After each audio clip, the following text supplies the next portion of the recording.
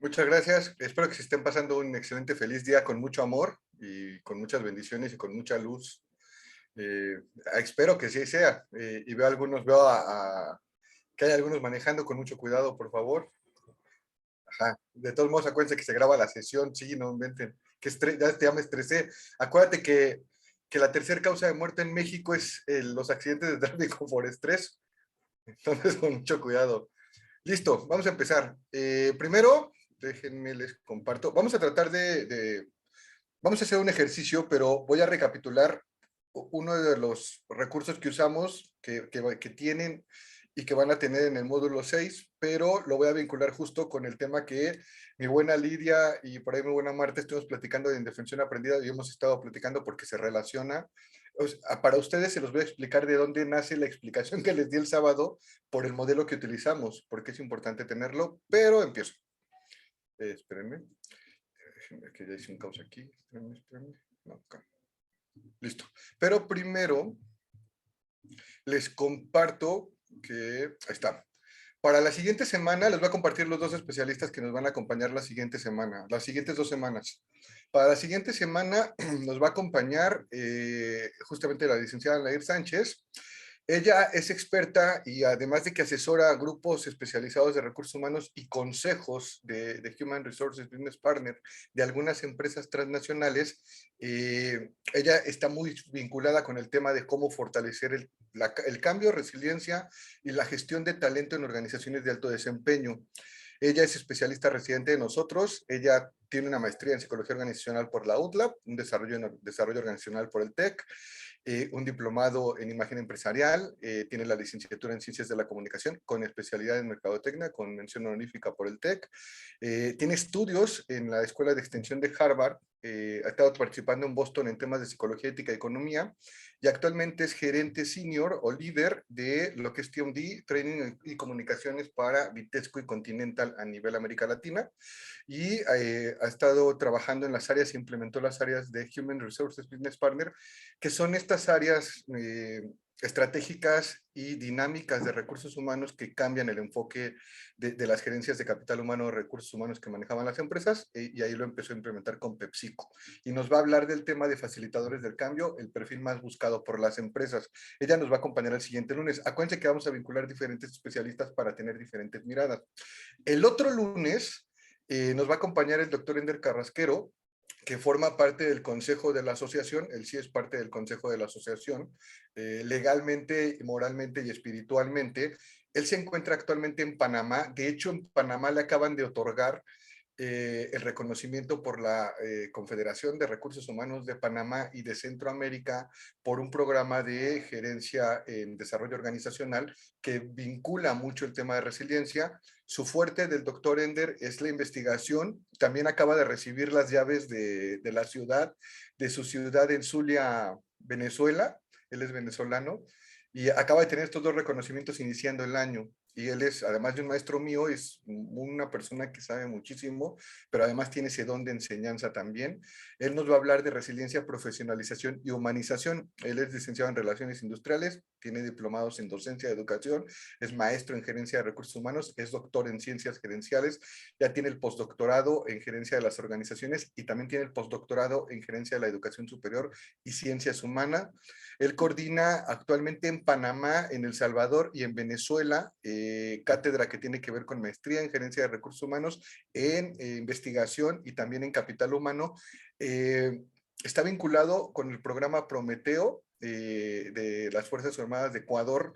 El programa Prometeo es como un programa insignia para América Latina para talentos científicos. Es como cuando vemos en las películas estos especialistas que nos dicen, es el programa, no sé, no se me ocurre alguno, el programa Águila Dorada, así que dices, órale, eso suena como muy exclusivo, así es el programa Prometeo para América Latina, y él ha trabajado con CENESID, justamente, y la Universidad de las Fuerzas Armadas de Ecuador, en temas de implementación de programas organizacionales vinculados a la humanización. Actualmente es gerente de la Oficina de Divulgación Científica del ICLAM, y bueno, tiene reconocimientos, tiene un buen, les digo que acaba de recibir las llaves de su ciudad Zulia, y acaba de recibir por esta parte de la organización o la Asociación de Recursos Humanos de Panamá un premio y una distinción por una de sus investigaciones de conciliencia, que incluso cuando empezamos a trabajar resiliencia, hace como, ahí lo conozco desde el 2008 y cuando empezamos a trabajar con él, o sea, imagínense, desde 2008, él ya venía trabajando su concepto de conciliencia mientras nosotros veníamos trabajando el tema de resiliencia. Entonces, ellos dos son los siguientes que nos van a acompañar, tanto Alnair Sánchez y el doctor Ender Carrasquero, y la realidad es que los dos son muy buenos y muy líderes en el tema de su área. Alnair nos lo va a llevar un poco más al tema general dentro de la organización, en cultura organizacional, y Ender seguramente nos lo va a llevar mucho, él sí es más académico, nos va a llevar el tema hacia la investigación y la importancia de la humanización. Entonces, eso va a ser el siguiente lunes y el otro lunes. Y hoy vamos a revisar, porque sí vamos a hacer solo un ejercicio, pero se los voy a platicar rápido. Hoy vamos a revisar este modelo de espacio natural que forma parte, este modelo, les voy a dar la presentación rápida nada más, pero forma parte de uno de los modelos que nosotros presentamos para trabajo social y o personal en situaciones de crisis, vulnerabilidad o adversidad, que ahora serían poblaciones en vulnerabilidad o poblaciones prioritarias. Esto, pues ya hace más de 12 años más o menos, cuando justamente tenemos este tema de ciencia y tecnología, esta distinción de ciencia y tecnología. Y lo que procura este modelo de espacio natural son cubrir cuatro rubros en el acompañamiento de cualquier persona, tanto a nivel individual, hacia uno mismo, como también hacia grupos de personas o a personas focalizadas en una atención personalizada. Y lo que procura este modelo de espacio natural son dos cosas muy puntuales, muy obvias, pero estratégicas. Y ahorita justamente con cómo lo voy a vincular con indefensión aprendida, les va a hacer mucho sentido porque es importante tener en consideración este modelo como uno de los recursos para cualquier programa que se implemente en favor de desarrollo humano. El modelo tiene, como ustedes pueden ver, tiene cuatro ejes, pero al fin, bueno, tiene cuatro destinos que nosotros vamos a llamar justamente finales, y tiene dos ejes, uno horizontal y uno vertical. El vertical, perdón, el 1 y el 2, son los elementos mínimos necesarios que se necesitan considerar antes de implementar, de evaluar, de acercar o de tener proximidad social con alguna población a la que se vaya a trabajar. Y tiene que asegurarse este eje vertical de seguridad para poder sí, solo sí, pasar al eje horizontal de crecimiento. Con esto lo que les quiero decir es que no puede haber crecimiento si no hay condiciones de seguridad. En muchas ocasiones nosotros nos concentramos en crecimiento, pero no nos concentramos en atender situaciones de seguridad en todos los sentidos. Digo, ahorita está en lo general, pero tanto seguridad psicológica como seguridad material, como seguridad, incluso si quieren llevarlo para allá espiritual, pero tiene que tener unas condiciones de seguridad en donde nosotras y nosotros no generemos más crisis o más distanciamiento de oportunidad ante la situación que esté viviendo la población o la persona. O sea, el eje vertical, el 1 y el 2, se va a tratar de seguridad y es importante siempre considerarlo y evaluarlo. Y el eje horizontal, el 3 y el 4, ya nos hablará de crecimiento. Se van a rodear de actividades o de evaluaciones o de enfoques que primero propicien confianza, ya que se está trabajando, se propicie crecimiento, se propicie responsabilidad y también se propicie autodescubrimiento. Lo voy a pasar para acá, aquí lo siguen viendo. El vertical justo se va a componer o va a orientarse al tema de prevenir, contener y asegurar condiciones de desarrollo. Algo que pasa mucho cuando quien sea profesional o casi profesional o nuevo profesional que quiere hacer algo en favor de lo que él o ella identifica como una población vulnerable, es que se van de inmediato a buscar la promesa de crecimiento o de salvaguarda de la situación adversa. Esto es, me voy de inmediato a tratar de buscar que tú crezcas o que tú salgas de la situación adversa, pero buscando un crecimiento, buscando llevarlo a experiencias que le permitan sentirse diferente a cómo se encuentra, sin considerar la parte de seguridad. Y eso es un gran problema porque en la mayoría de las ocasiones y en el contexto en el que nos encontramos, si nosotros no somos cuidadosos de salvaguardar este eje vertical, lo que sí vamos a provocar con mucha seguridad es mayor crisis. Crisis, recuerden que no es ni bueno ni malo, sino se van a agudizar los elementos que no le permiten a las personas o a la persona salir adelante, o se van a agudizar los elementos que distancian a la persona de alcanzar objetivos nuevos o de crecer incluso. Entonces, el tema vertical es importante y tendrá que ser siempre mi pilar 1-2 de asegurarme que lo que vaya a trabajar se asegure de que la persona cuente con un desarrollo seguro, nada que comprometa adicional la situación en la que se encuentra, tanto para crecer como para salir de una situación crítica.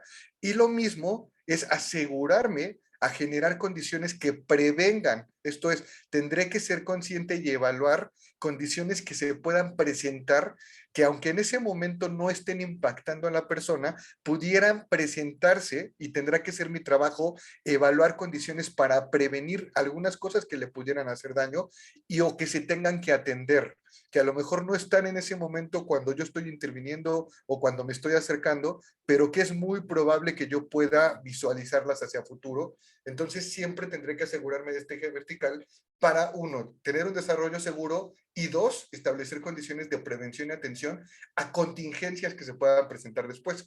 Cuando se logra eso, y cuando se tiene una proyección estable de que nosotros tenemos un margen de seguridad para trabajar, ya nos vamos a poder concentrar en el eje horizontal.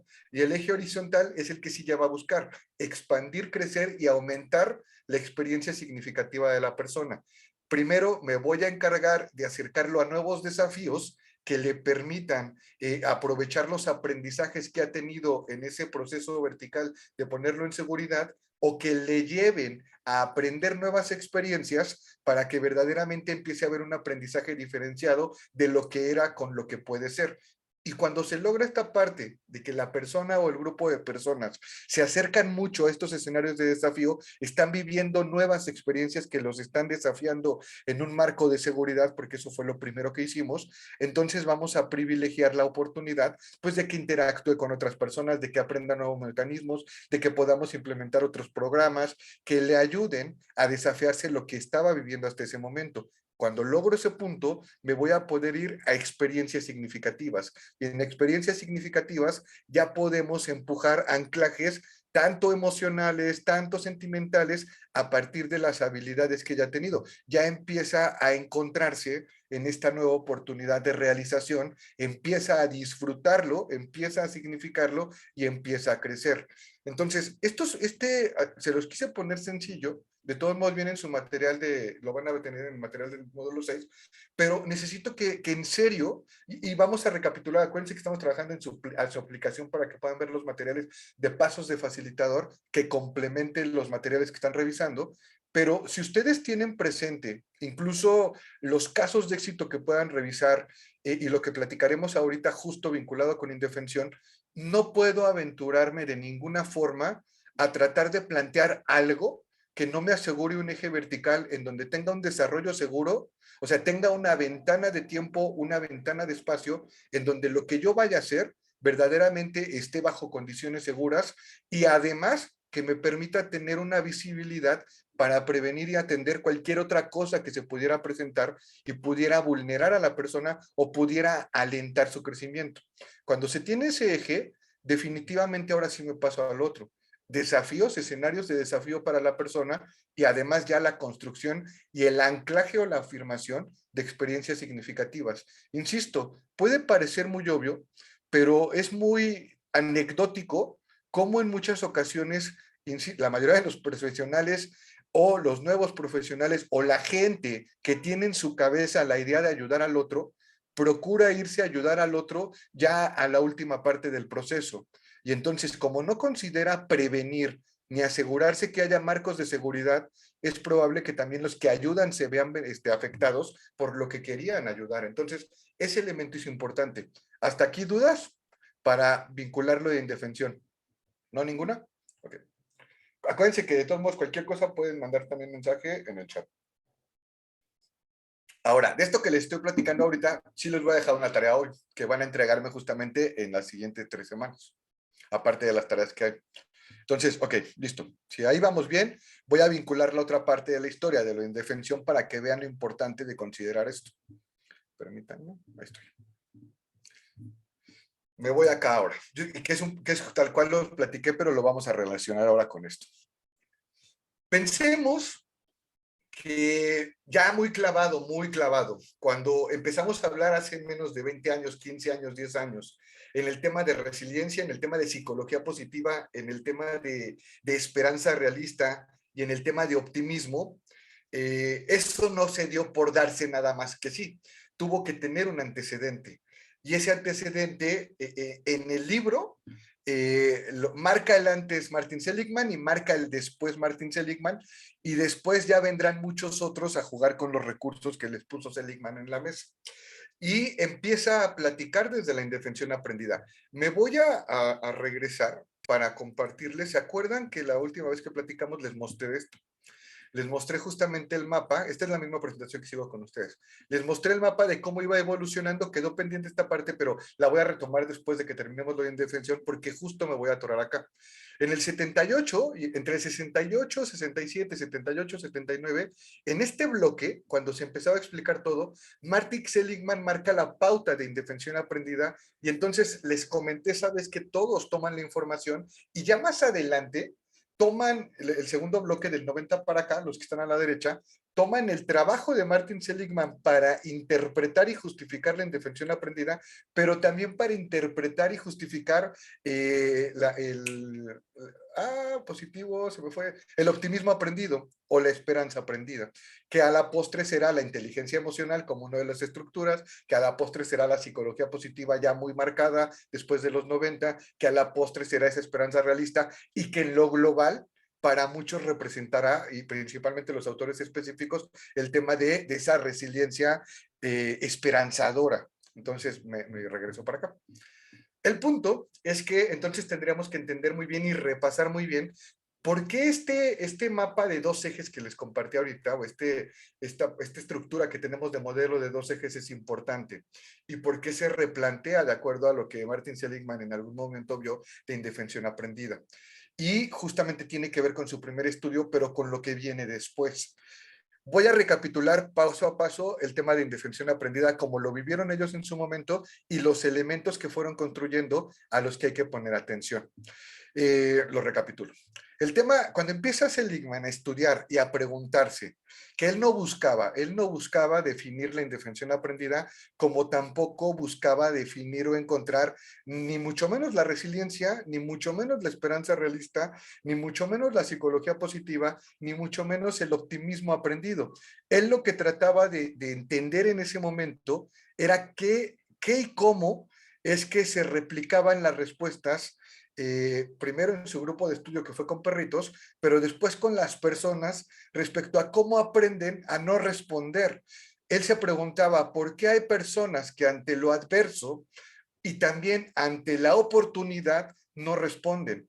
Y eso es una hipótesis, si lo vemos desde ahí, que tiene que estar muy relacionada con resiliencia. Cuando nosotros estamos hablando de resiliencia, cómo ese proceso que facilita que algunas personas respondan y aprendan y evolucionen o se apropien, o que otras no, y que justamente el proceso en sí es lo que va a permitir que aprendan y que evolucionen y se apropien, es lo que encuentra y lo que buscaba Seligman. O sea, va muy relacionado con la tesis que tenía él en ese momento y cómo va evolucionando. Y entonces, él lo primero que hace, y que lo hace repetidamente, al menos por 6, 7 años, y va evolucionando la manera de hacerlo, hasta que ya juega un poco con personas y funda su instituto en Pensilvania, que les platiqué la vez pasada, hace este experimento. Él agarra 3 grupos de perros. Y se los voy a recapitular, está Marta y está Lidia, pero lo voy a recapitular, pero ahora tengan en mente el modelo que les enseñé antes, el eje vertical de seguridad y el eje horizontal de crecimiento. Este primer experimento, que es el que marca la pauta, lo hace justamente un antropólogo. Seligman se acompaña de un antropólogo que es Obermeyer. ¿Y por qué se acompaña del antropólogo? Porque con el antropólogo buscaba entender el comportamiento social histórico y identificar si había alguna carga genética neurológica, y Seligman buscaba identificar esa carga neurológica, pero también esa carga social aprendida o psicológica. Y entonces la primera oportunidad que lo hacen en el 67. Agarran 3 grupos, y de aquí ya me voy paso a paso, deciden agarrar 3 grupos, crear 3 grupos y trabajar con perros. Y deciden hacer 2 eventos o 2 escenarios con esos 3 grupos, 3 grupitos de perros. En promedio, cada grupo de perro, por cada intervención, eran más o menos 19 a 20 perritos cada grupo. Y entonces, obviamente, replican el tema del experimento con los 19 o 20 perritos de cada grupo y llegan a una tasa estándar. El punto es que son 3 grupos de perros y en promedio 20 perritos por cada grupo. Pero a cada grupo le asignaron una actividad diferente para poder vivir el experimento. El grupo 3 es lo que llaman en la academia el grupo de control, que el grupo de control solo participa al final, no en la parte fuerte del experimento. Pero ahí va. Crean 3 grupos. La fase 1 del experimento que hacen son shocks eléctricos. Ellos diseñan una caja, un poco como lo que está acá, diseñan una caja en donde está diseñado pues con un espacio limitado, una puertilla o una ventana, la oportunidad de un mecanismo de darle choques eléctricos que no les hacen daño a los perritos, pero sí de que los espantan, y les dan la posibilidad de una palanca, un botón, un hilo o una parte de la rejilla que pueden ellos operar para salir. El inicial es con una palanca. Entonces, están los 3 grupos y la fase 1 es shocks. Shocks y condicionamiento contingente. Aquí no me voy a meter con esa definición como la di el sábado. Pero el punto es, este grupo 1, al grupo 1 le dan el shock, agarran un grupo de perritos y va entrando perrito por perrito, y en la fase 1 le dan un shock, una pequeña descarga eléctrica. Pero este grupo 1, los perritos del grupo 1 tienen acceso a la palanca de escape. Técnicamente contingente, pero tienen acceso a una palanca de escape. Cuando los perritos identifican, después de su reacción e intención, que presionar la palanca les abre una ventanilla, entonces los perritos pueden huir del shock. Y eso sí lo tiene el grupo 1. En la fase de shocks, al perrito le dan una descarga, el perrito tiene un acceso, tiene a su disposición una palanca, que al presionar la palanca, abre una ventanita, y al abrir la ventanita, en su reacción e intención sale de esa caja, de la cajita en la que se encuentran. El grupo 2 tiene los mismos elementos, les dan también el shock, también hay acceso a una palanca de escape, pero no es contingente. ¿Esto qué quiere decir? Que aunque presionen en su reacción o en su intención, ¿por qué es reacción e intención? Porque la reacción ante un evento que me está molestando, ante un estímulo que me está molestando, lo primero que se dispara es la parte instintiva y hay una reacción. El perrito empezará a ladrar, el perrito brincará, el perrito se sacudirá, el perrito empezará a tratar de moverse y esa será la reacción. La intención está ya enfocada a una conducta que, además de reactiva, le permita tratar de tener una respuesta. Y la respuesta es aquella que se condiciona cuando presiona la palanca. Cuando el perrito en el grupo 1 presiona la palanca después de su reacción y de su intención, y presiona, y al presionar se da cuenta que hay una respuesta, entonces hasta ahí llegamos a la respuesta. Pero antes hubo una reacción y hubo una intención, como le pasó al grupo 2. El grupo 2 le dan un shock, tiene la palanca, pero aunque después de su reacción o en su reacción presione la palanca, no pasa nada. Para el perrito es exactamente lo mismo que ladrar, exactamente lo mismo que brincar, o exactamente lo mismo que rascar. No hubo una relación con la palanca. Y entonces, por mucho que tenga reacciones o que tenga intenciones, no hay una respuesta. O sea, no aprende una respuesta y se queda con la reacción y la intención. Y lo que aprende no es una respuesta específica, sino que haga lo que haga, no va a tener ningún resultado. Y el perrito no se abre la ventanita, se queda con el shock y hasta ahí se queda el grupo 2. Y el grupo 3, que se llamaría de control, pues no pasa nada en esa fase. En la fase 2, de shocks y posibilidad de escape, van a repetir el experimento, pero va a haber un cambio. En el grupo 1, igual, se da el shock, o sea, le vuelven a dar el shock al perrito, Pero los perritos, como ya habían tenido la experiencia del grupo de la fase 1, o sea, ya habían identificado que su reacción y su intención podría disminuir, o sea, ya no era que reaccionaran de forma efusiva de muchas formas, sino bastaba con que reaccionaran hacia lo que ya les daba respuesta, y entonces replicaban lo que habían aprendido, que era presionar la palanca, que bajara la ventana y que pudieran huir.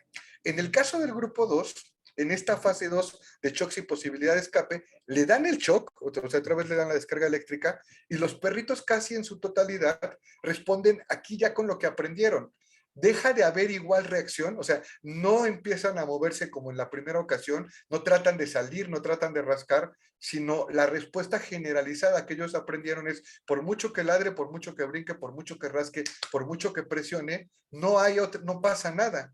Entonces, aprenden que su respuesta de reacción no les va a servir de nada. Y entonces se orientan a algo que es instintivo. El tema de entonces voy a tener que dejar de reaccionar porque como no pasa nada, lo que yo instintivamente tengo que hacer es salvaguardar mi seguridad. Y en medio de los shocks voy a procurar que los shocks no me alerten ni me hagan tanto daño y me empiezo a enconchar. Aunque pudieran presionar la palanca, no la presionan. Y aunque presionando la palanca pudieran salir, no lo hacen porque aprendieron que no pasaba nada y que entonces lo mejor que podían hacer era tratar de aguantar el impacto de la crisis. Eso es importante. Y el grupo 3 vive la experiencia por primera vez. Ellos no habían tenido una fase 1.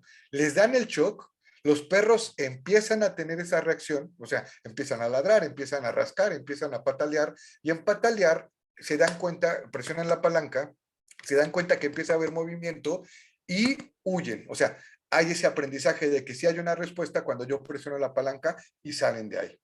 Aquí lo importante, y es muy importante, es que a partir de aquí, entonces empiezan a traspolar y empiezan a repetir en muchas ocasiones este experimento, pero lo que yo quiero que identifiquen es que hay diferentes elementos, o sea, diferentes elementos que tenemos que tener en cuenta que a veces no los vemos así.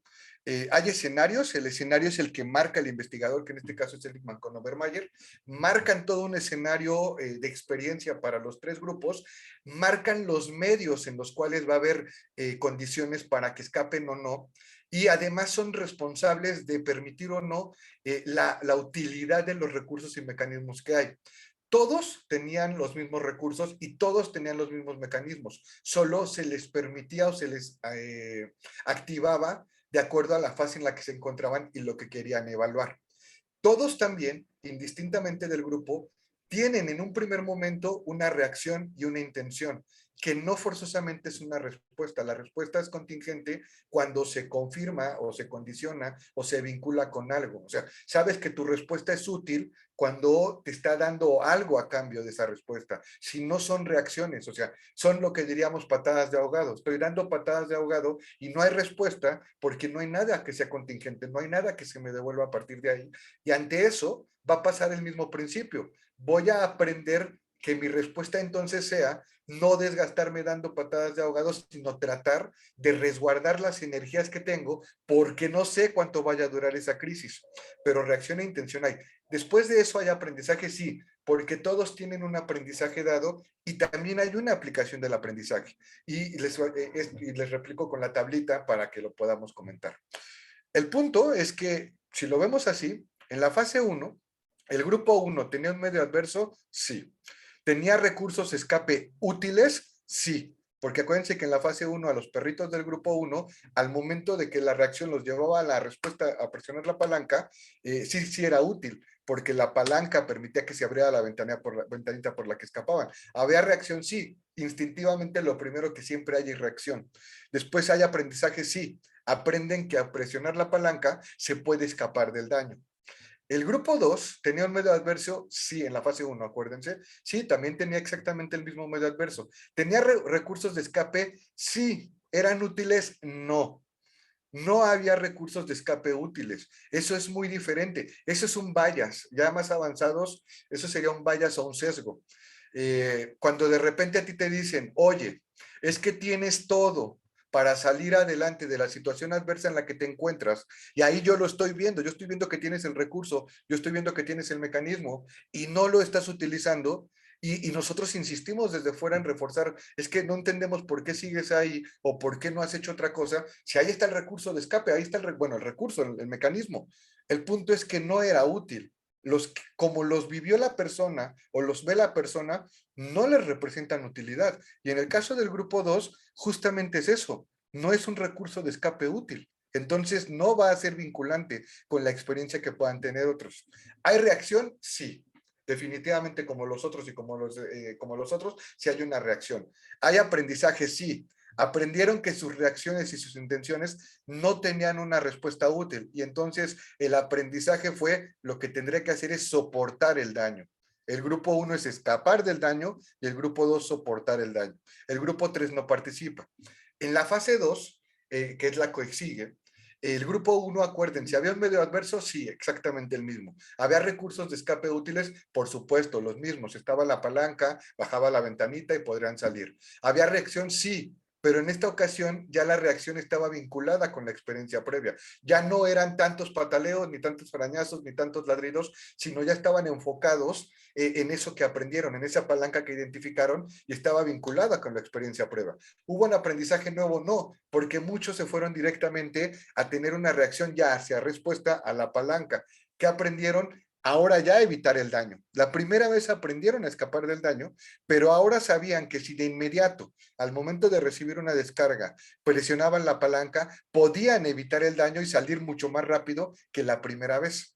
El grupo 2, hay medio adversos, sí, había recursos de escape útiles, aquí sí estaban útiles, porque tenían la posibilidad de que si presionaban la palanca podían salir, pero la reacción, eso es lo importante. Acuérdense, lo importante vinculado con el aprendizaje es que la reacción estuvo vinculada con la experiencia previa. Y la experiencia previa fue que por mucho que yo hiciera no iba a poder salir, aunque también presionara la palanca. Y entonces mi nueva reacción fue de inmediato y contener el daño. Y entonces hubo aprendizaje nuevo, no, porque se siguieron en la línea de lo primero que aprendieron, soportar el daño. Que aprendieron que ahora ya no era soportarlo, sino limitarlo y limitarlo desde el principio. Y el grupo 3, que era la primera vez que lo hacía, ¿tuvieron un medio adverso? Sí. ¿Había recursos de escape útiles? Sí, porque les facilitaron las condiciones tal cual como el grupo 1. ¿Había reacciones? Lo mismo, patalearon, aullaron, gritaron, brincaron hasta que le dieron a la palanca, encontraron que la palanca daba respuesta. ¿Hubo aprendizaje nuevo? Sí, para ellos sí. ¿Cuál fue? El mismo que del grupo 1 la primera vez, escapar del daño. Aquí lo importante es que identifiquen dos cosas. Una es esta y muy sensible. A veces nosotros vemos recursos en las otras personas y puede ser que vengamos del mismo lugar, puede ser que tengamos las mismas consideraciones, puede ser que tengamos las mismas experiencias, pero la forma en la que nosotros vivimos ese medio adverso y vivimos la utilización o la experiencia con esos recursos y la reacción o el aprendizaje ante eso, no forzosamente es igual. Definitivamente no. Y tengo entonces que desterrar la idea de es que es fácil, es que yo estoy viendo esto, es que no entiendo por qué no lo haces, es que te gusta sufrir, es que te gusta ser exagerado, es que no te gusta estar fuera de la realidad. La realidad es que no, la realidad es que es probable que haya habido un proceso de aprendizaje en donde posiblemente el mejor recurso que encontraron fue, y el mejor aprendizaje que obtuvieron, o el único, fue soportar el daño. Generalmente, ¿cuáles son los mecanismos de aprendizaje ante situaciones que nos ponen en daño o en peligro? Escapar, soportar, evitar o limitar. Y eso es una parte tanto instintiva básica y neurológica básica como social y como aprendida. Y eso es justamente que por eso Seligman y Obermayer plantean y ponen en la mesa que se trata de indefensión aprendida. O sea, aprenden una condición, un mecanismo de aprendizaje que los pone en indefensión. Y redondeo con esta idea que la repetí mucho, más por el perfil de las personas que nos acompañan en el museo, pero imagínense así tal cual, que los tres grupos de perros salen, imagínense que es un día laboral de perros, y estaban, les tocó trabajar en el laboratorio, pues es su trabajo, salen del laboratorio y se encuentran los tres grupos de perros y se ponen a platicar. Y entonces, ya que habían terminado todas las dos fases del experimento, y entonces los perritos del grupo 1 y los perritos del grupo 3, ellos van a hablar desde lo que aprendieron. Ellos aprendieron que había un medio adverso, que habían recursos, que había mecanismos que eran útiles y tuvieron un aprendizaje, el tema de escapar del daño. Y sabían que ellos aprendieron con base en lo que vivieron, pero es lo único que aprendieron. Ellos no aprendieron que también existía la posibilidad de no. Se ponen a platicar con los perritos del grupo 2 y los perritos del grupo 2, con las mismas condiciones, lo que aprendieron es que no se podía escapar del daño. Ellos aprendieron que lo único que podían hacer era soportar el daño. E imagínense que los perritos del grupo 1 y del grupo 3 les empiezan a cargar carrilla, les empiezan a hacer bullying y empiezan a presionar a los perritos del grupo 2 diciéndoles, es que es imposible que tú no hayas aprendido a salir de ahí porque realmente tú nada más, era bien fácil, perrito del grupo 2, nada más te estirabas tu patita y pegabas como loco y se abría la ventanita para que salieras. El perrito del grupo 2 le iba a decir a los otros dos perritos, al grupo 1 y grupo 3, que eso no era cierto. Y entonces es probable que ya en una perspectiva personal social, los perritos del grupo 1 y del perrito y del grupo 3 le dijeran, no inventes, es que estás loco, es que no es posible, es que te gustó sufrir, es que no quieres verlo, pero ahí estaba. Aquí lo importante y muy significativo, pero muy significativo, es que este ejemplo muy sencillo refleja, perdón, tengo aquí a mi, no sé, quiso salir mi perrita, la tengo aquí descansando en mi sillón al lado.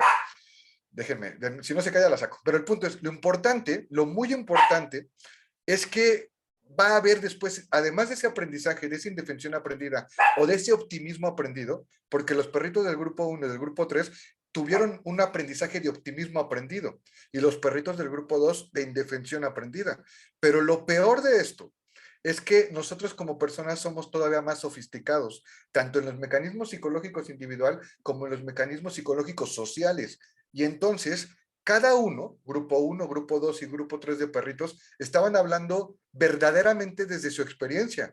Y en todos los casos su experiencia era correcta. Y en todos los casos no había un juicio de valor, de bueno o malo, de no puedes si puedes, de no quieres si quieres, de eres exitoso, eres fracasado. El punto es que hubo un mecanismo que a pesar de que todos tuvieran la misma parte de recursos, experiencia, lo que sería escenario, medios, recursos y mecanismos, hubo uno que no activó de la misma forma.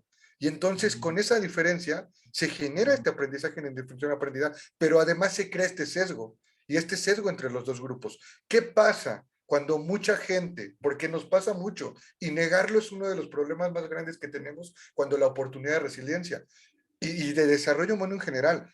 Por eso en muchas ocasiones yo les digo, esta idea de querer apalancar con respuestas rápidas la posibilidad de que una persona salga adelante de algo con base en lo que yo viví, es un ejemplo, o lo que yo vi, o lo que yo le vi a algunas personas en igualdad de condiciones, es un ejemplo perfecto de esto.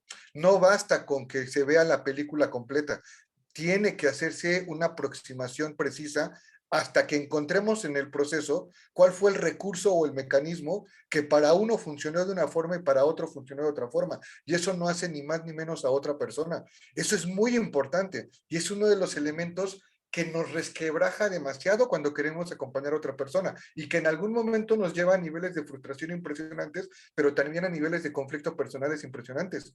Podríamos pensarlo desde la familia, podríamos pensarlo desde un grupo de escolar, desde la primaria hasta grado, un grupo de trabajo, en donde casi siempre todos estos subgrupos tienen condiciones muy similares, pero tienen aprendizajes diferentes. Y mucho se puede vincular desde aquí. Siguiendo con esa lógica, voy para acá. Imagínense que entonces, ¿qué es lo que se aprende vinculando solo indefensión aprendida? Los perritos del grupo 2 aprenden que sin importar el escenario, sin importar el medio, sin importar los recursos y mecanismos, sus respuestas, su reacción y su intención, su aprendizaje y su aplicación del aprendizaje los va a llevar al mismo lugar. O evitan el daño, tendrán que aprender a adaptarse, o a evitar el daño o a limitar el daño, porque no había verdaderamente un recurso funcional hacia la utilidad de escapar. Entonces, aprenden a adaptarse de acuerdo a lo que se tiene que privilegiar. Ahí sí, tanto fisiológicamente, neurológicamente y socialmente. Tratar de evitar el daño en medida de lo posible, porque todo lo que hice me llevó a entender que no se podía. Y entonces, mejor aprendizaje que puedo tener es que lo que haga no es útil para escapar o para crecer. Entonces tengo que concentrarme en lo que sí puedo hacer. Y lo que sí puedo hacer es adaptarme para que el daño no sea tanto y para limitar el daño.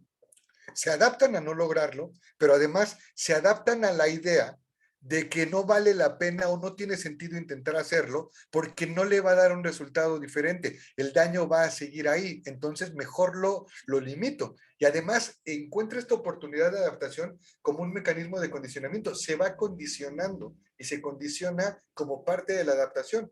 Es finísimo este mecanismo.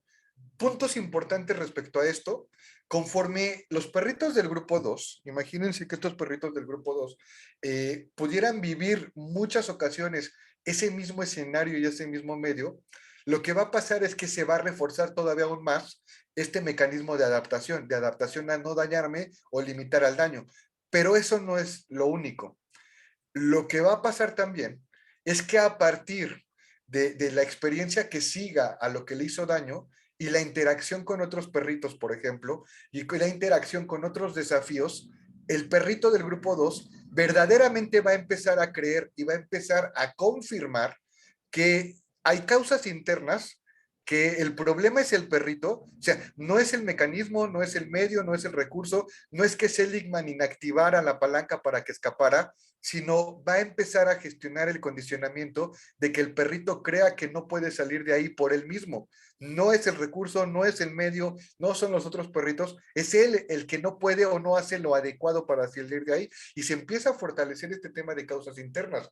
El otro punto muy peligroso también es que además las considera estables, son a lo largo del tiempo. No importa si yo vuelvo a hacer me vuelvo a meter esa caja un año, 2 años, 3 años después, yo voy a ir confirmando que no importa cuándo entre, siempre que yo entre voy a pasar por ahí porque tiene que ver conmigo, el que está mal soy yo. Y además son globales. Empieza a sesgarse el tema de que no nada más soy malo para salir de la caja, sino también a lo mejor soy malo hasta para oler flores, o soy malo para ladrar, o soy malo para correr, o soy malo para perseguir ratones, no sé, porque empieza a justamente tener una proyección, empieza a confirmar esta indefensión aprendida como algo de la persona, ya vinculándolo como algo de la persona, algo que además está a lo largo y alrededor de ella, pero que también tiene que ver con todo. Si soy malo en una cosa es muy probable y por supuesto que entonces otras también me impliquen ser malo o que no sea bueno aprendiendo para seguir creciendo. No para ahí. El tema es que hay diferentes niveles de impacto de esto. Está el motivacional, el de los pensamientos y el emocional. A nivel motivacional, él va a aprender y va a identificar cómo quiere adaptarse para que el daño no sea tanto. O sea, lo que quiere ya no es escapar. ¿Y por qué no quiere escapar? Porque aprendió que no hay posibilidad de escape, aprendió que tiene que limitar el daño y que tiene que soportar el daño. Y entonces, a nivel motivacional, va a existir este tema de que va a empezar a dejar de tener respuestas voluntarias o activas para hacer otras cosas o para salir de esa situación. Cuando se decide a que cree que lo quiere intentar de nuevo, por cualquier cosa del destino o por cualquier cosa que pase, puede ser que se tarde mucho en decidirlo e incluso vuelva a llegar al punto de no intentar nada. Y además, si considera o cree que su respuesta no afecta a la consecuencia, disminuirá su capacidad de respuesta gradualmente. O sea, si cree que lo que está pensando hacer no va a servir de nada porque ya ha intentado otras cosas en otros escenarios, va a fortalecer la idea de no tratar de hacerlo de nuevo. Lo que cuando veamos frustración va a ser el efecto de la segunda vez. A nivel cognitivo o a nivel pensamientos, va a tener justamente el punto muy concreto y va a aprender a pensar y a confirmar esta creencia de que su respuesta no controla la consecuencia. O sea, cuando una respuesta no controla la consecuencia, o sea, lo que haga no controla la consecuencia, entonces va a tratar de limitar el daño. Pero además, se le va a dificultar mucho o va a creer que para otras cosas no va a poder hacer nada que controle. E incluso cuando ya no tuviera el peligro, supongamos que la cajita, imagínense, que la cajita en algún momento dejara de tener la posible luz eléctrica y ya no le diera toques, si lo vemos con el grupo de los perritos, él va incluso a perder de vista que sus respuestas sí podrían ayudar o podría vincular esa experiencia de que no le da toques con algo con él, porque definitivamente reforzó mucho el pensamiento de que él no puede y de que además no tendría por qué responsabilizarse porque la situación está, la que puede solucionarlo está fuera de él, porque lo que está en él ya lo intentó todo y no funcionó. Y a nivel emocional, justamente es un tema muy vinculado con el estrés que vivimos actualmente, pero son cuando las consecuencias son demasiado aversivas, o sea, cuando el daño es muy fuerte, se produce una determinantemente serie de órdenes pues estrés, ansiedad, burnout, depresión, y les compartí esto que se los dejo aquí, que esto es seguido, que se mantiene y peor, pero esto es seguido a los que se acercaron primero a las investigaciones de Obermayer y Seligman, como para ver cómo impactaba eso. Y se dieron cuenta que lo encontrado por Seligman justamente reducía, por ejemplo, son contiguas, investigaciones contiguas que se mantienen hasta el día de hoy, obviamente con su contexto actual, investigadores actuales, que en México lo tenemos con estrés, ansiedad y burnout, pero el punto es, se reduce la agresividad desde la perspectiva de poder responder para salir de una situación de peligro, y también se reduce la competitividad en una variedad de situaciones. Las personas que aprendieron esta indefensión aprendida, las personas que pudieran estar en el grupo 2, además, justo como decía Seligman, además de que empiezan a creer que es algo de ellos, creen que además es en todo y creen que además es siempre. Y entonces empiezan a disminuir el tratar de vincularse con personas diferentes, el tratar de buscar otras experiencias, el tratar de tener otras perspectivas, porque ellos verdaderamente creen que no son buenos para poder defenderse o no son buenos para poder empujar para adelante. Se empieza justamente a condicionar el tema del miedo y el tema del miedo vinculado a otras áreas, o sea, el miedo del shock, el saber que venía esta respuesta neurológica de miedo, que en nosotros sería neurológica y además social, vendría a vincularse con otras experiencias. Y entonces yo ya iría con miedo a otras nuevas oportunidades, o a intentar otra relación, o a intentar otro trabajo, o a intentar otra ruta de camino, etcétera. Incremento de los síntomas del estrés, y el tema de úlceras, dolores de cabeza, que justo, pues actualmente estamos con el tema de que es la tercera causa de muerte en México, por ejemplo, y además creemos que no podemos hacer nada con ello. Alteraciones de los niveles de cortisol y neurotransmisores, tal es el caso de la norepinefrina. Esto es, hay descargas muy fuertes de estos conectores o justamente neurotransmisores que de repente pueden imposibilitar o acelerar la forma en la que accedemos a recuerdos o establecemos aprendizajes o bloqueamos aprendizajes, y el tema de incremento al tema de varias clases de cáncer. Ellos proponen esta parte en cuando Seligman empieza a trabajar eso y se avienta 20 años, o sea, 67 al 77 al 87, que es cuando empieza a hablar de psicología positiva y empieza a hablar de felicidad, es que se avienta 20 años estudiando perfectamente en entender qué es lo que pasaba antes de ser feliz. O sea, qué pasaba con estos dos grupos de personas que de repente a algunos les costaba trabajo confiar en ellos mismos y salir por sí mismos de situaciones adversas, y qué pasaba con otros. Y entonces, para entender la parte del optimismo aprendido y de esta psicología positiva, pues se tuvo que poner a tratar de entender muy bien esta indefensión aprendida y esta desesperanza aprendida, que es lo que voy a mostrar ahorita. El punto es que da la vuelta, o pareciera que da la vuelta, pero hace el ciclo completo, y eso a veces no se ve así. Agarra toda la parte que nos detiene para entender la parte que nos impulsa. El problema, como lo dije al principio de hoy, es que muchas veces lo que queremos hacer es por la inmediatez y por la facilidad o agilidad de querer responder, nos queremos concentrar solo en la parte que impulsa y no atendemos la parte que nos detiene. Por eso, todas y todos podemos ser resilientes, pero no todos lo somos de acuerdo a la identificación del proceso de la resiliencia, porque nos concentramos solo en la parte que queremos ver, pero no entendemos verdaderamente la parte donde tenemos que trabajar. Él hablaba, y se recapitula, regreso, perdón, de que la inmunidad, y lo fue confirmando hasta que creó este tema de psicología positiva muy de él, pero que la inmunidad de esos perritos iniciales era justamente el aprendizaje de evitación exitoso. O sea, lo que tendrían que haber hecho con los perritos del grupo 2 es haberles dado la oportunidad de que vivieran la experiencia como la vivieron los perritos del grupo 1 y 3 en la fase 2, quizá en fases subsecuentes, y obviamente lo hicieron. El punto es, el perrito tendría que llegar el momento en el que se le pudieran acercar los recursos contingentes para que aprendiera que verdaderamente sí podía salir de ahí y que no estaba en él, sino que había diferencias. Eso es lo que nosotros llamaremos mecanismos y recursos dentro de ese proceso de resiliencia. No se trata nada más de impulsar hacia el tema de salir adelante, ser feliz, superar las adversidades, etcétera. Se trata de entender dónde se apalancan, ahora sí que literalmente con lo que les he platicado, y se tendrán que apalancar en el momento en el que nosotros nos encargamos de crear condiciones seguras, de prevenir y atender todo aquello que pudiera sobreconfirmar que la persona crea que no puede, y gestionar ahora sí desafíos que le permitan aprender que sí puede, para después tener experiencias significativas. Que si me voy solo a las experiencias significativas, me estoy saltando 3 pasos de un proceso que es importante tener siempre presente, porque si no, recuerden que la persona está muy vinculada con que lo malo es por ella, lo malo es siempre y lo malo es en todo. Mucho esta idea de que por eso hay gente que cree que nació con estrella y hay gente que cree que nació estrellados, aunque vengan en el mismo lugar, aunque fueran los perritos del grupo 1, 2 y 3 que salieron de trabajar el mismo día. ¿Cómo fue desarrollando los Seligman?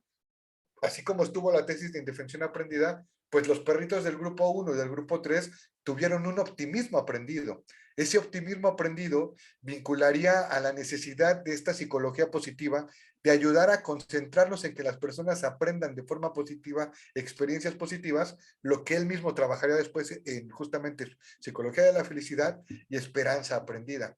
Pero lo súper importante para que hagamos el ejercicio, y con esto paro, es que esta incapacidad, esta indefensión aprendida, es lo que se da, podríamos decir, mecánicamente.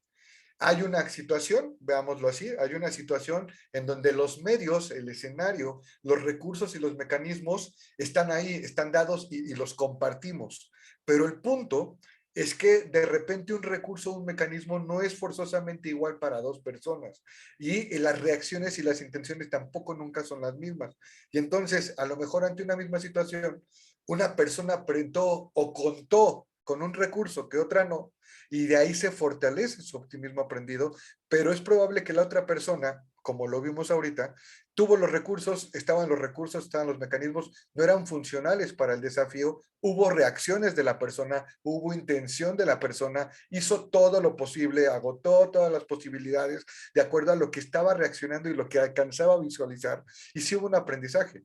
Aprendió que justamente no puede salir de ahí y que entonces tiene que, y viene esta parte en serio, esta carga genética y esta carga neurológica, como no puede salir de ahí, recuerden que el cerebro y el cuerpo está diseñado para compensar el daño. Entonces aprende que sus esfuerzos no sirven de nada y que se tendrá que concentrar en limitar el daño en todo lo posible. De ahí viene el verdadero problema, que viene la imposibilidad.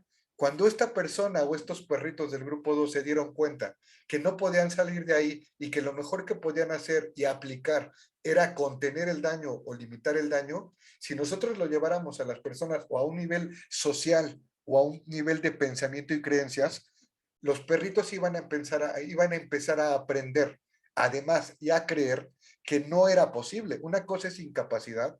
Incapacidad es responder en el momento con los recursos y con las reacciones que tenemos. O sea, no soy capaz de, en el momento en el que se presenta la situación. Y otra cosa muy diferente es imposibilidad. Imposibilidad es incluso ante algo que no está pasando. Ya incluso con pensarlo o con verlo venir, yo ya estoy dando la respuesta cual si la estuviera viviendo en ese momento. Como yo ya tengo esta indefensión aprendida, como mis respuestas en el momento de la verdad no me llevan a ninguna capacidad, entonces voy a empezar a aprender y a creer que tampoco hay posibilidad. Y se empieza a sembrar esta idea de imposibilidad, esta desesperanza aprendida.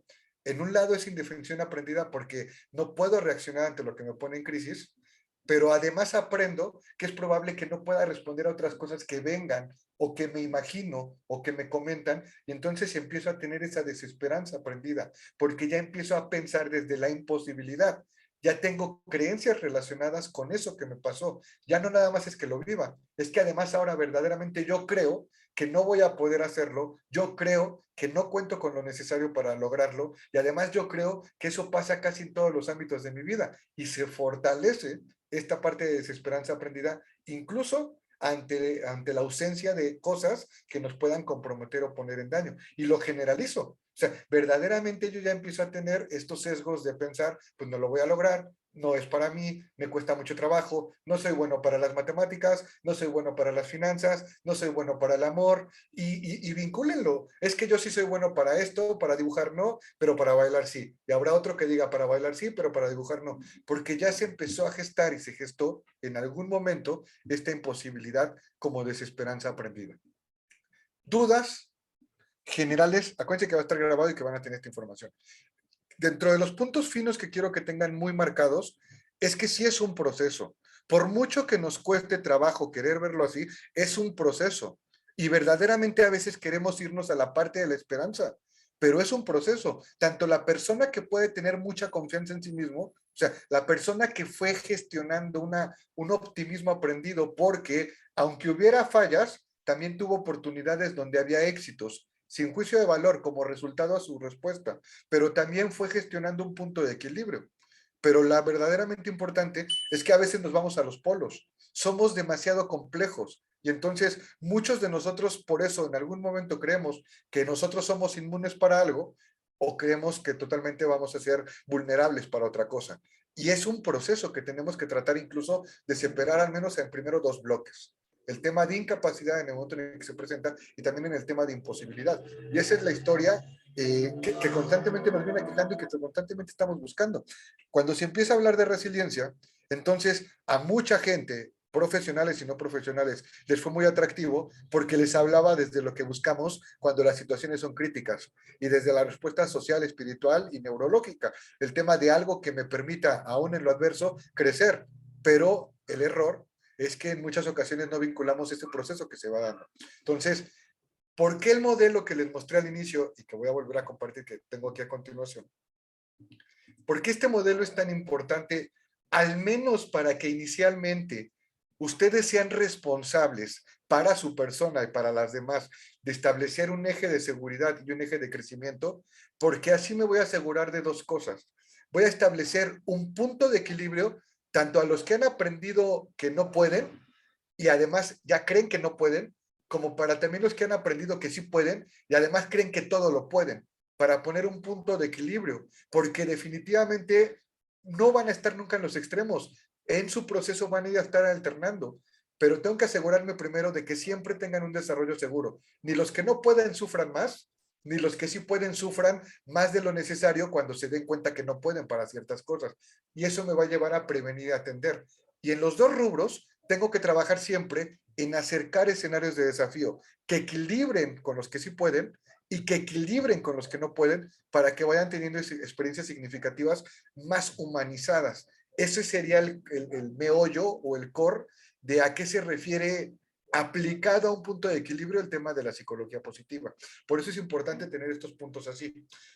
Reitero y lo voy a reiterar y lo voy a reiterar tantas veces sea necesario. El problema es que acuérdense que somos seres complejos y somos seres complejos de historias y todos queremos ser parte de la historia ganadora, o sea, todos queremos formar parte de esta historia donde el resultado es el que queremos y además socialmente reforzamos que tiene que ser siempre. El punto es que no es así.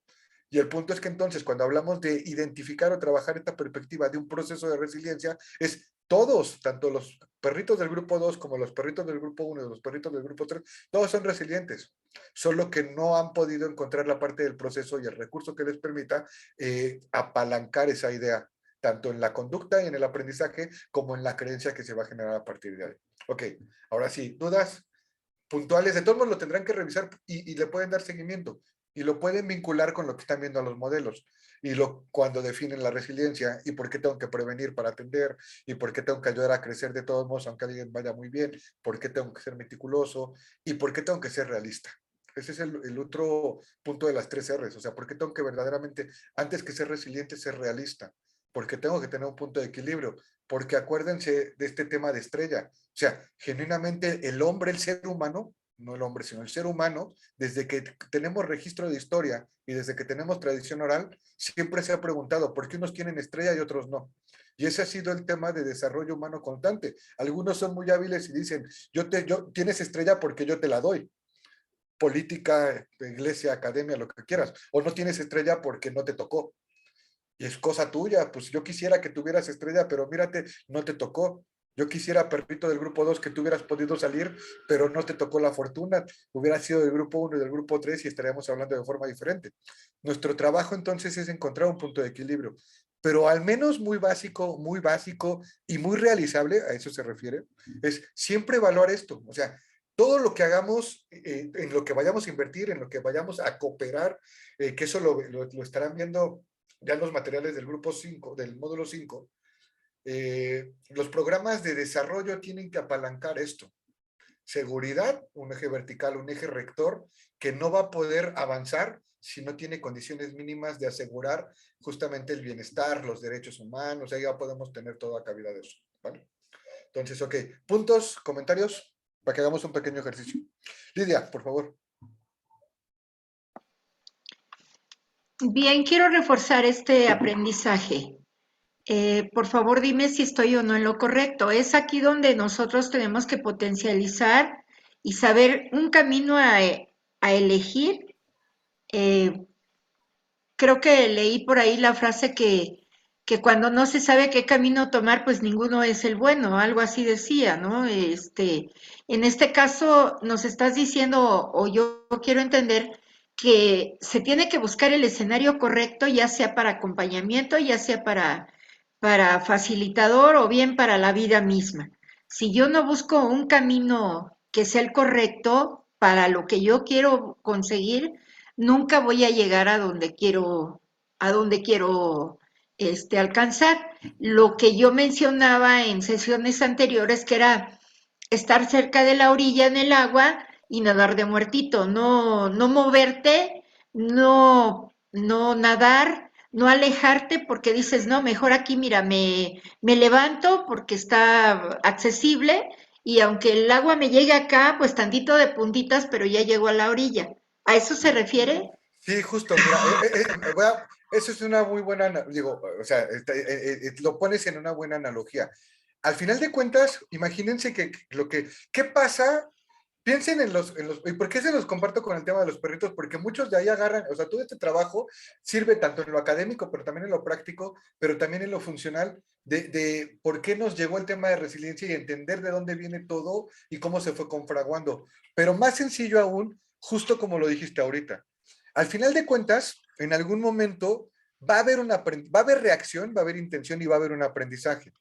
La diferencia entre eso es la utilidad que yo tenga de esas reacciones y de esas respuestas que me lleven a un aprendizaje. Todos por igual, los perritos del grupo 1, del grupo 2 o del grupo 3, o todos por igual, las personas que aprendieron a salir de una situación y las personas que no aprendieron a salir de la misma situación tuvieron un aprendizaje. Pero en los dos casos hay que privilegiar lo mismo. El tema del primer paso para yo acercarme siempre tendrá que ser evaluar un desarrollo seguro.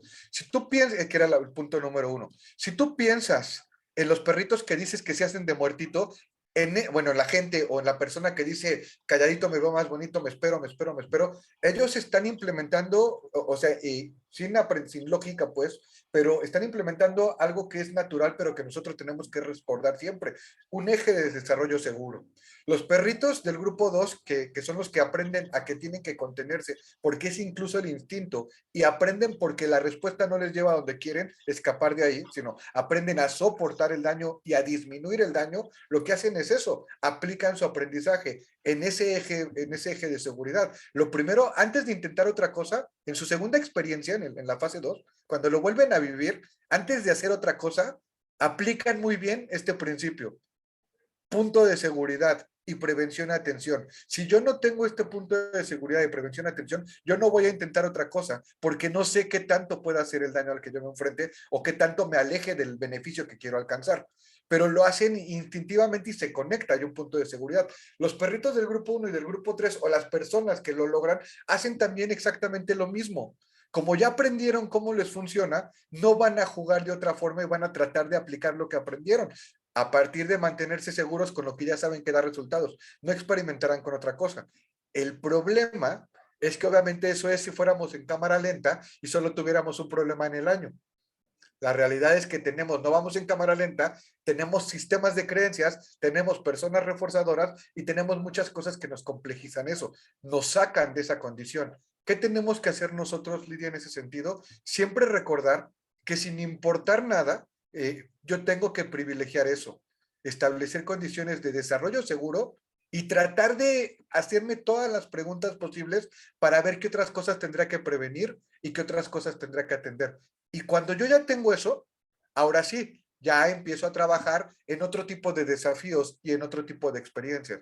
Pero si yo no tengo claro eso, yo no no va a ser reconfortante que yo me trate de hacer otras cosas voy a poner un ejemplo muy tonto, pero también puede ser muy gráfico. A lo mejor yo tengo un problema de pareja muy fuerte y estoy en pareja muy fuerte con mi pareja y tengo este aprendizaje y decido irme directamente a otra experiencia significativa. Como estoy tan mal donde me encuentro, me voy a ir a meter a una experiencia significativa y nunca cuidé estos ejes. ¿Me explico? Digo, es un ejemplo muy tonto, pero creo que refleja esta oportunidad. Y eso nos pasa mucho, porque somos seres sociales complejos orientados al tema de las historias y la creencia. Y además, orientados, somos sociales.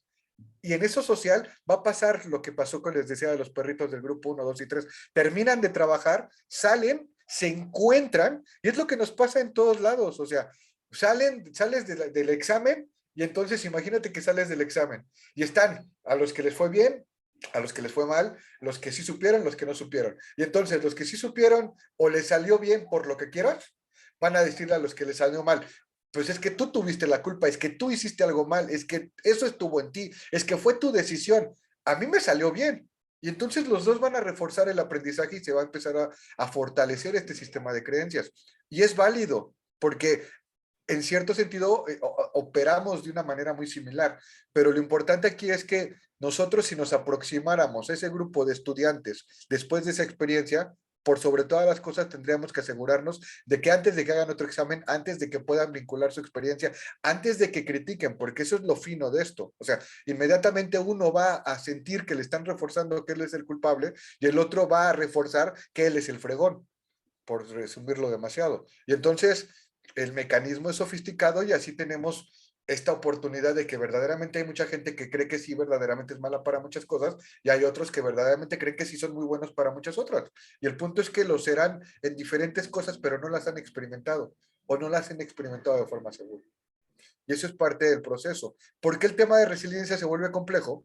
Porque incluso ahorita, justamente UNICEF, si no me equivoco, por poner un ejemplo fuerte, a finales de enero UNICEF lanzó un comunicado de la sobrecarga mental, que a ti, bueno, ya habrás escuchado, les he platicado del tema emocional de las cargas, pero sobre la carga mental que traen los adolescentes y los estudiantes de grado respecto al tema de que no saben qué hacer con ellos y se sienten muy presionados por la gente a su alrededor. Y entonces traen una carga muy fuerte porque este sesgo se agudizó. Hay algunos que ante igualdad de condiciones pareciera que están siendo muy buenos en la parte digital y ante igualdad de condiciones pareciera que otros no lo pueden lograr. Y es que no hay igualdad de condiciones. No sabemos los medios, los escenarios y los recursos con los que cuentan unos y con los que cuentan otros en un mismo grupo de clase. Y entonces eso está aumentando la ideación suicida en ciertas poblaciones. Es un tema muy fino, pero es un ejemplo literal de esto.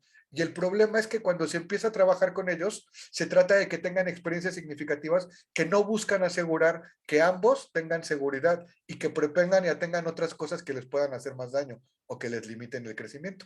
Entonces, creo que por eso se va reflejando. Insisto, es amigable el modelo porque es un eje vertical y un eje horizontal. ¿Vale? Pero creo que se vincula muy bien con el tema justamente en defensión, porque además, en serio, de ahí viene, porque su antítesis es el optimismo aprendido, su antítesis es la esperanza aprendida, su antítesis es la psicología positiva, y nace a partir de eso, muy relacionado con el tema de resiliencia. Yo les decía, Cyrulnik, que es el que le raya a todo mundo, pero con todos los demás que también le metieron muy fuerte, retoman mucho el trabajo de lo que viene haciendo Seligman. E incluso por eso Seligman en algún momento no vincula la resiliencia como su principal objeto de estudio. Él ya venía trabajando sobre la misma línea, pero desde su enfoque de psicología positiva. Y psicología positiva no era nada más el tema de ser felices, era entender este mecanismo. Y entenderlo y vivirlo, y pues él se ha aventado todos los años de su vida trabajándolo, ¿no? Entonces, eso es como para que tengamos ese parteaguas. Por eso, cuando llegas y le dices a la gente, pues ahora quiero tener estudiantes, y eso era lo con los adolescentes, que queremos adolescentes, estudiantes resilientes, dicen, no inventes, ahora además me quieres, ¿qué es eso? O sea, porque como lo encuentro es, quieres que, no, que confíe en mí por sobre todas las cosas y que además yo me supere porque tengo soy la generación que tendrá que ser resiliente. Y no, definitivamente no. Esa es una carga que les estamos poniendo y además les estamos estrellando. Es como si fuera el perrito del grupo 2 con el grupo 1. El perrito del grupo 1 le dice al del 2, es que tú tienes que ser resiliente, pero no quieres serlo, es tu problema. Lo estoy poniendo en una crisis y en un condicionamiento de creencias tan fuerte que verdaderamente no está atendiendo nada y le hago daño, ¿no? O lo alejo de su posibilidad de seguir creciendo, ¿no? Ahora, todas y todos lo somos, todas y todos lo vimos en diferentes magnitudes, pero sí tendrá que ser sencillo y responsable entenderlo y vincularlo. Si ustedes piensan en los diferentes modelos, en los diferentes materiales que tenemos al alcance dentro de lo que vamos revisando, ya podríamos verlo también desde esa forma. ¿Por qué ninguno se atreve, y véanlo así, ninguno se atreve a lanzarse directamente a fortalecer un crecimiento? Todos tratan de ser mesurados desde la perspectiva de asegurar condiciones seguras para asegurar condiciones de crecimiento. Es un proceso lógico, un proceso científico obvio, pero se nos escapa. Y por eso a mí me enerva y siempre, bueno, tú que sigues, Lidia, y bueno, que están, me enerva que de repente queremos que todos sean resilientes, o que todos, de que yo quiero llegar a decirle a todo el mundo son resilientes, piensa positivo y vamos a buscar el checklist de la resiliencia. Imagínate que, ¿cómo? ¿No? O sea, ¿cómo? Es complejo. Por eso es sumar con la mirada crítica que ustedes ya puedan tener y se vaya como complejizando. Pero listo. Listo, ya estamos. ¿Alguna otra pregunta para que hagamos un ejercicio de 5 minutos? 5 minutos para que nos... Es Día del Amor, tenemos que irnos a las 10 en punto. Yo ya vi ahí a... Billy, Billy, ajá, ya vi a Billy así de, me está cotorreando. Vamos a hacer un ejercicio de 5 minutos. ¿Listos entonces? ¿Andas por ahí, Eli? Eso, mírala, ya anda con todo, Eli. Sí, Ok. aquí ando. ¿Estamos todos? A ver, quiero hacer pase de lista para ver si no están ahí mandándose cartas de amor por Día del Amor a la Amistad. ¿Sí estamos todos los que estamos? Marta, ¿estás? Aquí estoy. Excelente. ¿Otilia? Ok, ya veo Marcela, Sí, gracias, sí. gracias Ana, gracias Katia. Ok, entonces, vuelvan a ver el video y ahora sí, naveguenle, búsquenlo y relaciónenlo con todo, pero es como un punto de raíz. Entonces, ténganlo en esa perspectiva. Yo tuve, fíjense, y cuando empecé a trabajar este modelo, eso no lo tengo, no lo hablo tanto, pero a ustedes sí se los puedo charolear. Cuando presenté mi primer modelo de resiliencia, quien me lo revisó fue Stefan Van Nistendal. Entonces, cuando empezamos a trabajar con él en estos modelos de buen trato, que fue el primer gran modelo que me aventé, él me cambió la perspectiva porque yo siendo muy franco, digo, muchos de ustedes ya me conocen de tiempo, a pesar de que pareciera que sí me quiero salvar el mundo, yo verdaderamente sí me aventé unos buenos años creyendo que yo tenía que salvar el mundo y la realidad de él me dijo, a ver, es que, y no te das cuenta que tu querer salvar al mundo los pone más en peligro y no estás generando condiciones seguras. Y ahí cambió mucho en serio mi perspectiva. Me volví más payaso anti eso. Verdaderamente sí. Pero bueno, el punto es, si yo no evalúo condiciones de seguridad, es probable que yo exponience, o correctamente la palabra, las condiciones de crisis o de disminución de crecimiento. Y eso puede ser con un elemento muy, muy sencillo, ¿vale? Entonces vamos a un ejercicio muy rápido, muy, muy rápido. Son los 4 ejes. Voy a ponerla, fíjense. De todos modos, esto tiene que estar en el Classroom, e insisto, sigo trabajando en su micrositio que lo voy a estrenar con ustedes de paso a paso las habilidades que hemos venido haciendo, adicional al contenido que ya tienen, pero tómenle foto a la imagen o Eli se las puedes mandar, ¿sí, verdad? ¿Esta? Bueno, Eli Sí, se las se va a las mandar. pongo en el grupo. Ahí está, yo lo sabía. Gracias, Eli. Entonces, ¿qué van a hacer? Quiero que se dividan en 2 grupos, muy, muy rápido. Somos 1, 2, 3, 4, 5, 6, 7, 8. Ajá. 2 grupos de 4, 3, 4, esperando que puedan participar muy, muy rápido. Y piensen en una situación que esté muy complicada ahorita, en lo general, que merezca una atención, y que traten de cubrir los 4 polos. ¿Qué se les ocurre de acuerdo a esa problemática que tendrían que ser elementos? Digo, de todos modos lo vamos a hacer en un ejercicio más a profundidad que dejen en el Classroom, pero ¿cuál es a ese problema que ustedes identifiquen o a esa oportunidad de crecimiento que ustedes identifiquen? ¿Cuáles serán los elementos mínimos que considerarían para los 4 polos? Ejemplo, voy a poner esta parte que les compartí ahorita. Hay estudiantes de bachillerato y de licenciatura e incluso de secundaria que se están sintiendo sobrepresionados por esta carga que se les está generando de la generación resiliente y que como es un tema tecnológico, la nueva virtualidad pareciera que ellos son nativos a eso. Entonces, está aumentando las crisis la depresión y la ideación suicida. Pues estoy poniendo un ejemplo.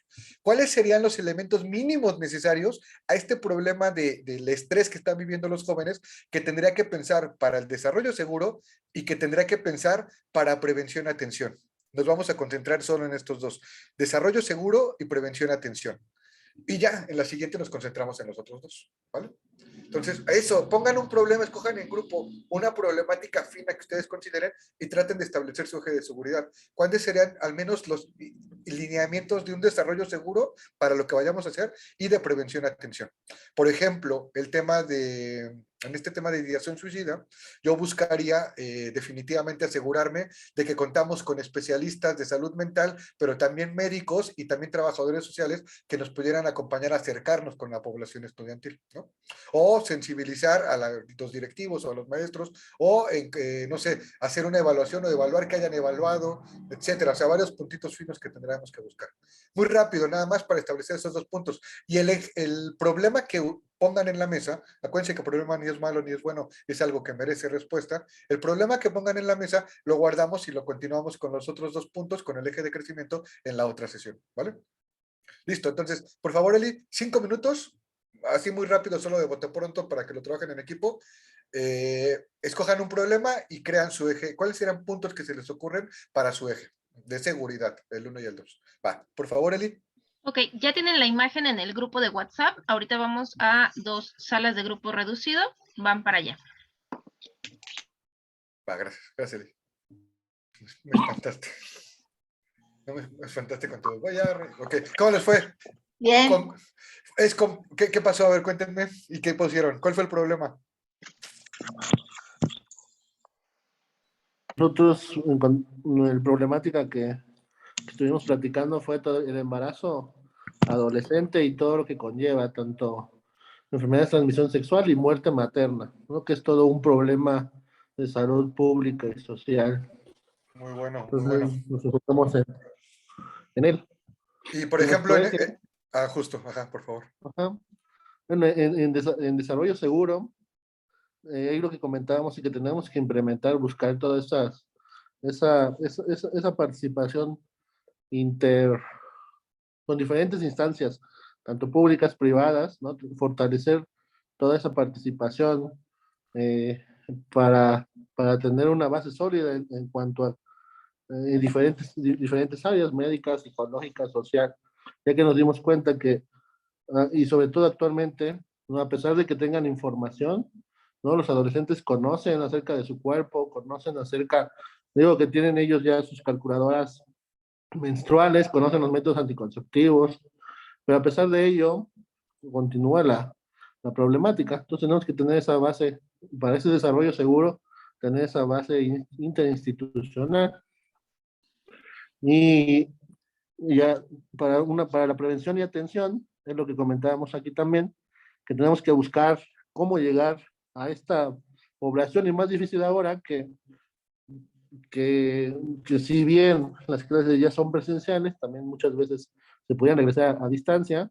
Tenemos que buscar esa atención o buscar cómo llegar al adolescente desde otras perspectivas, ¿no? Porque por años se han hecho estrategias, se han hecho programas, pero sin embargo, a la fecha, al día de hoy, continúa siendo un tema de salud pública importante, ¿no? Que todo lo que conlleva el embarazo adolescente, que lo más grave es la muerte materna.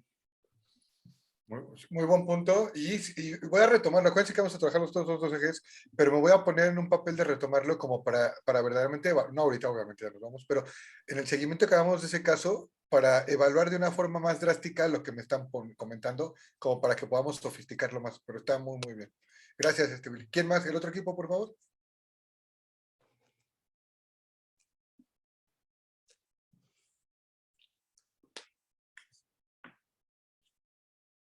Bueno, el equipo 5. Se crean. No hubo. ¿Quién es el equipo 2? A ver, ok. A ver, no, es con cariño, sí, es con gusto, tranquilos. No, es que estaba esperando que lo hicieran mis compañeras, pero vi que no. Creo que yo fui la única que tomé las notas. Estábamos hablando de la problemática de los jóvenes, los adolescentes, precisamente de aquellos que estuvieron resguardados en casa y que tenían que estar pues, en la escuela de manera eh, conectados por el Internet y que muchos de ellos no tenían las herramientas tecnológicas como el Internet o como computadoras para poderse conectar. Esto los hacía ponerse en desventaja ante otros que sí tienen los medios, que sí tienen la tecnología y de alguna manera afecta su confianza y su autoestima, porque están, además de que no están aprendiendo, no están siendo competitivos. Y para lograr subsanar o meter en el eje de la confianza, vimos que una de las cosas que se podía hacer era efectivamente dar el Internet gratuito, que también es otro tema que no toda... Pero acuérdense que lo primero que tienen que asegurar son las condiciones de seguridad. Sí, ok, digo, de las notas que tomamos. Ok. Sesiones grabadas para que en algún momento pudieran, si no tenían el Internet, pudieran tomarlas y la autoconfianza regresara. Pero ya básicamente ahorita que nos estás mencionando esto, Fer, lo básico, sugirieron las compañeras un curso, un taller donde ellos puedan expresar sus emociones. Cómo se sintieron, cómo fue para ellos, si hubo pérdidas materiales, físicas, familiares en su entorno y cómo esto de alguna manera, en dónde están parados en el presente. Entonces, básicamente, el escucharlos y saber en dónde están es una de las premisas básicas que creemos que sería lograr poner el eje de seguridad. Muy bien. Está muy bien. Y justo en los dos casos, acuérdense que aquí estamos como para acompañarnos y reforzar lo obvio entre nosotros, pero tengan en cuenta que la línea es muy delgada. O sea, el problema vinculado con el eje de crecimiento, con el eje de seguridad, a veces puede ser confuso porque el problema ya absorbió todas las perspectivas. O sea, ya absorbió lo que lo detona, lo que lo sostiene y absorbió lo que lo puede permitir solucionarse. Es justamente lo complejo de ese problema. Y a veces podemos navegar rápido dentro de todas las esferas, nosotros que lo estamos viendo desde fuera. Pero nosotros tenemos también que navegar lento de acuerdo a cómo lo está viviendo cada quien. Por eso el eje de seguridad primero, o sea, porque incluso nosotros podemos tener una inercia y esta inercia nos va a tratar de llevar a solucionar con base en lo que en nuestra experiencia nosotros identificamos que puede funcionar. Pero justamente por eso hay que poner puntos de equilibrio, como lo decían los dos grupos, a tratar, en este último ejemplo que nos compartes, María Eugenia, no adivinar, incluso tratar de solicitar la información precisa de la fuente de una forma bien acompañada para obtener qué es lo que tiene que ponerse como seguridad y muy similar en el caso de lo que nos comparte Billy, establecer o al menos de inicio para una aproximación, un equipo de trabajo transversal que nos permita sostener lo que vayamos a implementar. Esos puntos son entonces donde tendremos que empezar a jalar hilo para empezar a tejer. Muy bien, muy bien. Listo. Entonces, no sean malas y malos. Por grupo, mándenme el grupo mañana en el WhatsApp y su tema para que podamos darle seguimiento, porque sí me interesará que podamos hacer una trazabilidad con eso, ¿va? Y revisen el tema de los materiales, está la actividad grupal. Hay una actividad grupal que es desafiante, está sencilla, pero es desafiante. Dense tiempo si no es que no lo han avanzado con eso para que verdaderamente se desafíen con base en lo que hemos platicado. Y la siguiente semana, antes de la licenciada Tesoro Sánchez, platicamos de una actividad grupal de parejas, que me falta de parejas, ¿vale? Ok, listo. Que tengan una excelente día del amor y la amistad. Yo no les deseo otra cosa más que mucho amor y también uno que otro fracaso en el amor para que ustedes puedan fortalecerse y seguir siendo resilientes en su corazón. Ya llevo dos. Gracias por tenerme Buenas noches. Bonita noche, un abrazote. Bye. Buenas noches, Descansen, bonita gracias. noche a todas y a todos.